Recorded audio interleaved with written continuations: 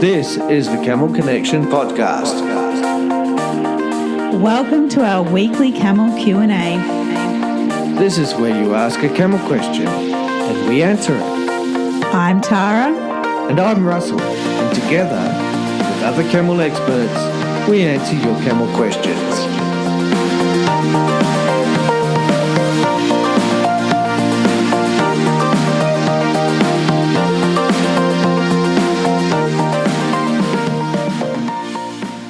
Welcome back to another Camel Q&A. Hello everyone. It's Tara here. And Russell. And we're going to talk about and answer the question of how much land space does a camel need?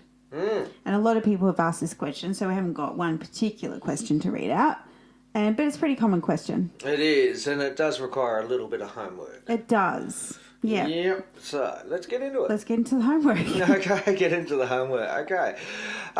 Look, yeah, it is a good question, and it's a question that everyone asks. Everyone. And most people assume that camels need a lot, like more space than an elephant. Like, well, that was just, I made that up. Or as much space as an elephant, you know? Like, people assume because they're big animals that they need a lot of space. Yeah. And it's sort of true and not true. Yeah, that's it. I mean, like, obviously, you know, they need a bit of space to stretch their legs and all that sort of thing. But really what we're looking at is how much feed that a piece of land can actually produce. Generate. To be able to put a camel onto it. And the golden rule really is you need to look at the land itself. And what the camels will eat. Well, yeah. I mean, generally a camel will eat approximately the same as a horse or a cow. Okay. But you've got to look at what the land type is that you're thinking of putting your camel on. So is it desert country? Like, is it just sand? Is there nothing growing on it? Is it pastoral? Is it like, do you live on the coast and it's really pastoral, or live somewhere where it's, pastoral land is common? Is it tropical? Are there tropical species of plants and stuff growing? And or is it always cold in like a place like Mongolia, like where it get, even in summer it's still pretty cold and the grass is a bit sparse, and also the seasons you've got to think about as well. So the best thing to do would be to actually get with your agricultural department, your local agricultural department, and find out what the ratio is for cattle or horses or whatever on that particular for that region. Yeah, and that way it would give you a good indication as to what they're thinking of for those particular species, but then you have to look at the land itself and see what species of plants are actually on that property that would be useful for camels.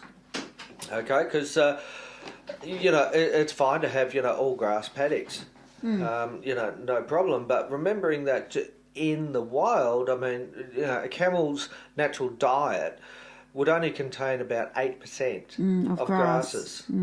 All right, so they're, going in for more the woody weeds and the herbs and that sort of thing. So you need to look at that side of things. And camels can adjust really well to other environments, but they only adjust really well if you have really good management around that sort of thing. So be really well informed on their camel husbandry needs.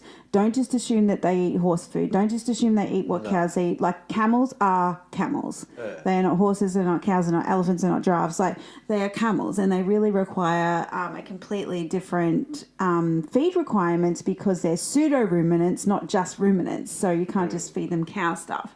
And we're so lucky that we've got our camel vet Margie Bale on board with us in our Camelier Academy membership, where we're being, as the members and ourselves, are being educated on what is the right diet for a camel. I mean, people say all these random things, but what actually is the right diet for a camel? From a veterinary point of view. And in a domestic situation that's not, we don't all have that luxurious situation where we're living out in the desert with our camels, No, that's right, yeah. And you've got to look at the soil types and that sort of stuff. And what's in the soil, what's not in the soil. Yeah. Look, it's a big deal, and but I mean, nothing can't be overcome. I think is what I'm trying to say there. with really good management, and you have to be really, really well informed. Oh, totally. Yeah. Get the Yeah. education. If you want the best for your camel, Yeah. this is what you do. And we can offer that, of course. Like, that's why we're here, isn't it? Like, we give you the newest and greatest information, through our membership, our Camel Academy membership. So that's, and like, we're so passionate about that because we've made all the mistakes. Well, not all the mistakes, but we've made a lot of mistakes. And we'll probably make some more. And, yeah, because #human. Hashtag human. We've got an 11-year-old daughter who's just going onto the iPod all the time. So everything that we're sort of rolling our eyes to, it's always a hashtag. Yeah, hashtag awkward or, hashtag not friends. Hashtag I hate you again. Yeah. So, yeah, like, it's just about being incredibly informed with what your knowledge is. So, like, when people come to us and say, I really want to buy a camel, I want to do your course, I want to buy some camels, how much space do they need? And we're like, well, where do you live, blah, blah, blah. And most places we say, look, if you're in pastoral, cater for 1 acre per camel. What do you... Well, 1 acre can be very different things in different regions. Yeah, that's what I mean. Like, that's why I said pastoral, sort of thing. Okay. Yeah.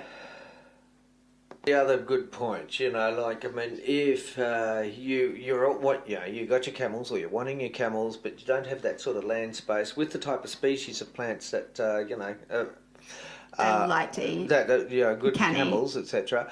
You may have to supplement with extra bales of hay or certain types of hay, minerals, supplements, etc. So you need to be a little bit scientific about it, if anything, and make the adjustments accordingly. So that's where the questions are really interesting. I feel like this all funnels down to just nutrition. Like, land space is one thing, but really it all funnels down to nutrition. Like, how are you going to keep your camel healthy in that particular environment where you're planning or do have your camels? So long as there's room for movement too, so that the camels actually can exercise. And well, they need stimulation. This is the other thing you need to consider as a camel owner is think of we always go back to think of their natural environment. They would walk up to 50 kilometres a day. There's actually been tracking done on camels in the wild that they walk up to 50 kilometres a day just foraging for food and water and all that sort of stuff.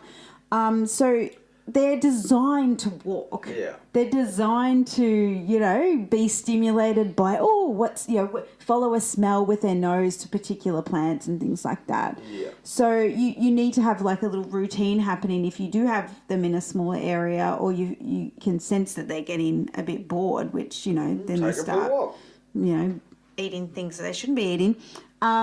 Take them for a walk, which also comes back again to proper training and handling. Mm-hmm. It's your responsibility as the camel owner to know about nutrition, what to feed them properly, because at the end of the day, whatever does or does not happen to that camel, it comes back to us. And that's a hard pill to swallow sometimes because we've had camel deaths in our herd and we're like, what have we done wrong? That's it. And we have to be the investigators. Yeah, basically do an autopsy on ourselves and our procedures, or even on the camel and the plants around the place. And that answer for us sometimes hasn't come for a couple of years until but eventually it does come. So we can educate ourselves and keep our camels healthy, and of course educate you guys as well. That's it. So it's a good learning journey. We're all on it.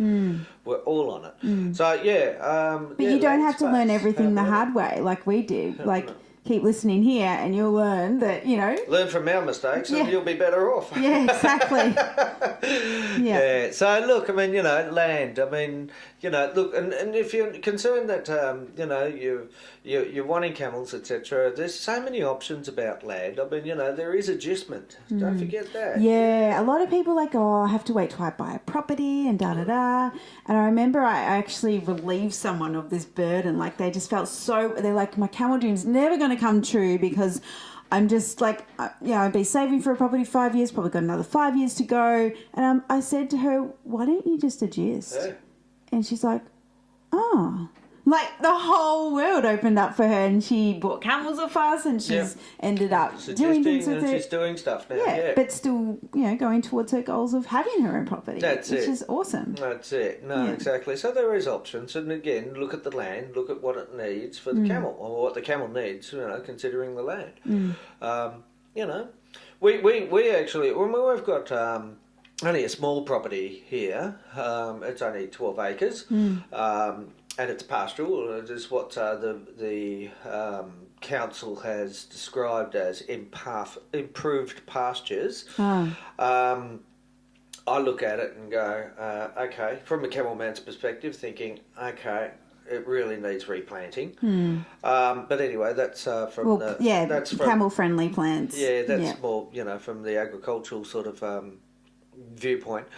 But we still, to this day, I mean, we still, once a fortnight or once a week and a half almost, we buy half a tonne of just oat and hay for roughage for the camels, and even though we've come through the bushfire season, we've come through the drought, and we've got grass up to our knees. We've got all sorts of weeds that are growing as well, but we're still getting that 1.5 tonne. Well, this is the thing with grass, isn't it? Like, it's just like we've had a lot of rain, but it's mostly water, not nutrition. So there's something like you might see a property with grass up to, halfway up to your waist or whatever. But that doesn't mean that it's full of nutrition for the camels. I call that sort of grass like McDonald's food. Oh, yeah. Where you just eat it because you're hungry. It doesn't give you much nutrition or anything like that. It's just something to put in your gut. Yeah, something in there. Yeah. Yeah, and that's pretty much what we've got. I mean, so, we do have to do the roughage with half a tonne bale per week and a half, almost, or a week and a half, 2 weeks. As well as mineral mix that we've trained the camels into self-medicating. Yeah. By spreading it over their feed first of all, and along with another product which we cannot mention enough. It's called Anatone. Yeah, and we're endorsing it. And Anatone, if you're listening, you can sponsor this podcast. Right. You can give us a T-shirt or something. Hats, drink bottles. I drink Anatone. Seriously, this Anatone, I mean, it's a godsend to camel owners. It is. You need to investigate it. And to be honest, I mean, I'm going to make an even stronger statement and saying you need it in your regime of keeping your camels healthy. Your camels. Your camels healthy. Yeah, absolutely. And there's this, and also, guys, if you haven't got our camel husbandry ebook yet, if you're sort of new to listening to this podcast, or you're new to hearing us or whatever, or you haven't even heard, that we have written a camel husbandry ebook, and we've recently updated it to version 2, which means we cover more supplements, and also the mineral mix recipe to keep camels healthy is in there, and we've seen camels come back to amazing health using that. And also we cover a bit more diseases and stuff, common diseases, not contagious ones, but ones that are most common in Australia and United States, possibly even Europe as well. So like there's a bit of an update with those. And if you already have the camel husbandry book, you should have got an email saying that this is the new one, download it, sort of thing.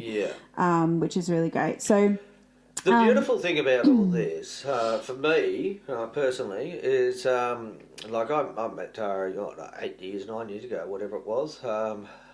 We don't have a date, do we? Never had a date. No, we actually haven't either. But I was more of, stick them out in the bush, they'll be fine, sort of bloke. You were. And no, camels, they're hardy animals, etc., etc. Which is not true. They're not hardy. But the stuff that I've learnt since then, on this continuous learning journey that we're all on, has been phenomenal. And now that we've got Margie on board as well, Margie Bale, and yourself, Tara, your research into the husbandry side of things, especially with minerals and that sort of stuff, I've realised that the camels, they are hardy to a certain degree with certain things, but there's conditions attached Well, they're a to that. survival animal, which means they can Yeah. appear hardy, Yeah. but in the meantime, things are starting to fail in their body, and then it could be 2 years down the track, and suddenly you find them dead in a paddock. Yeah. Yeah, so it's been a really great learning journey, and that's why we do what we're doing, because as we learn, we're sharing that so that you don't have to Go through all go that. through the learning process in the same way as what we've had to. We're actively searching this stuff out so that we're able to put it into practice with our own herd to start with, but secondly, and most importantly, that we can share it with you. Yep, and here we are. That's it. So that's all we can share today, because we're just over 15 minutes, because we like to keep them short and sweet, And digestible. we've got a million things to do today. Yeah, as you do, and no doubt you do too as a listener. So thank you so much for listening, and we really look forward to hearing any more of your questions. Again, if you've got questions, you can head over to camelconnection.com and ask your camel question. Great. Even if it's more specific, like, more specific about this topic, we can certainly go there. Yeah. Cool. Yeah, for sure. Yeah. Okay, Keep guys. on cameling. Catch you for the next one. All right then. See you guys. Bye. Bye. If you found this Camel Q&A helpful, please let us know. Leave a review wherever you're listening from. Do you have a camel question for us? Head over to camelconnection.com to ask your camel question now.